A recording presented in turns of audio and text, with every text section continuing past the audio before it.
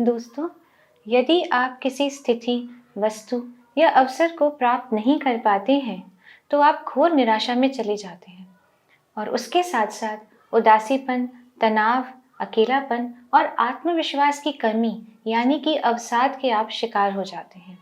आजकल ये देखा गया है कि लोगों में अवसाद यानी कि डिप्रेशन बहुत ज़्यादा हो गया है और अगर हम बात करें कोरोना काल से, तो वो बहुत ज़्यादा बढ़ गया है। किसी संबंध को खो जाना या नौकरी न मिल पाने की जो स्थिति है, उसमें भी हम बहुत निराश हो जाते हैं। तो आइए आज हम चर्चा करते हैं कि डिप्रेशन से हम कैसे निपट सकते हैं, क्योंकि इतनी सारी नकारात्मक बातों के बाद भी एक खुशी की बात यह है कि इन सब का इलाज संभव है। अभी हमने देखा कि कोविड-19 के बाद लोगों ने कोई अपना खोया, कोई पड़ोसी या खुद को भी कोविड हो गया। उसके बाद जो स्थिति बनी रही, वो बहुत ही मन को विचलित करने वाली थी।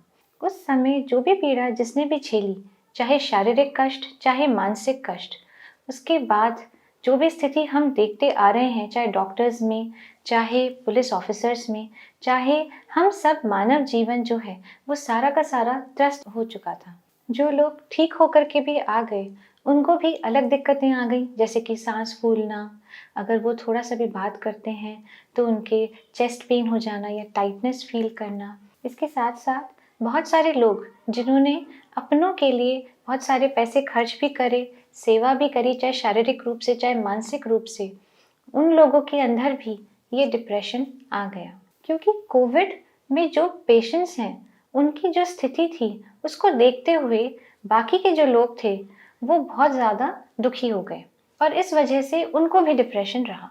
इसका एक लक्षण सामने आया जो बहुत सारे लोगों में रहा, जो कोविड से अफेक्टेड थे या नहीं भी अफेक्टेड थे, जो है ब्रेन फैग, यानी कि एक ऐसा मेंटल कंफ्यूजन जिसमें हम किसी भी चीज़ पे फोकस नहीं कर पाते हैं।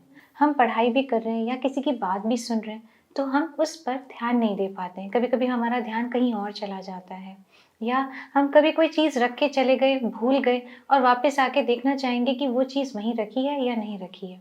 इस तरीके के कन्फ्यूजन्स बहुत ज़्यादा लोगों में देखे गए। ब्रेन फैग के साथ-साथ शारीरिक कमज़ोरी बहुत ज़्यादा रही, थकावट बहुत महसूस हुई, चिड़चिड़ापन रहा, लोगों में रेस्टलेसनेस बहुत ज़्यादा रही। हर दिन यही सोचते रहे कि कोई ना कोई काम कर लें, एक जगह बैठे रहना मुनासिब नहीं हो पा रहा है। कोविड के अलावा भी डिप्रेशन के बहुत कारण हो सकते हैं, जैसे कि कोई स्टूडेंट जो परीक्षा दे रहा है और कामयाब नहीं हो पाया, किसी को नौकरी चाहिए वो लग नहीं पाई, कोई बच्चे ही अगर हम बात कर लें, चाहे छोटे-छोटे स्टूडेंट्स हैं, वो छोटे से ही बात पे यानी कॉम्पिटिशन्स पर ही डिप्रेशन में चले जाते हैं। इस तरीके की कंडीशन जिसमें फाइनेंशियल लॉस हो गया किसी का, उससे उसको धक्का लग गया और वो डिप्रेशन में चले गए। इस तरह के कई लोग और कई सिम्पटम्स हमें इस बार देखने को मिल रहे हैं और आज मैं आपको बताऊंगी कि हम इसका सॉल्यूशन कैसे कर सकते हैं। अगर आपका कोई भी रिलेटिव या अगर आप खुद डिप्रेशन से पीड़ित हैं, तो आप सबसे पहले किसी काउंसलर के पास जाएं, यानी कि एक साइकियाट्रिस्ट से भी बात कर सकते हैं या एक होम्योपैथिक डॉक्टर के पास भी जा सकते हैं। आप अपनी बात कहेंगे तो उससे अपना मन, अपना जो दुख दर्द है वो हल्का होगा और उसी से आधी समस्या आपकी खत्म हो जाएगी। काउंसलर के साथ साथ आप अपनी दिनचर्या को भी एक्टिव बनाएं, यानी कि आपको ये देखना है कि आप कैसे अपनी दिनचर्या में सुधार ला सकते हैं। जैसे कि आप योगा, प्राणायाम कर सकते हैं और जो भी चीज़ आपको अच्छी लगती है, अगर आपको गाने सुनना अच्छा लगता है या नृत्य करना अच्छा लगता है, उसे भी आप अपने जीवन का हिस्सा बनाएं। तो दोस्तों, अब हम बात कर लेते हैं कि डिप्रेशन में आप किस तरह से लक्षणों के आधार पर होम्योपैथिक दवाई ले सकते हैं। अगर आपने किसी को खोया है और उसकी वजह से उस गम में आपको जो भी समस्या आ रही है, तो आपके लिए है दवाई फॉस्फोरिक एसिड 1 mg। इसकी आपको सिर्फ 1 डोज लेनी है। आप ये डोज गोलियों में या लिक्विड में डिस्पेंसर से बनवा सकते हैं।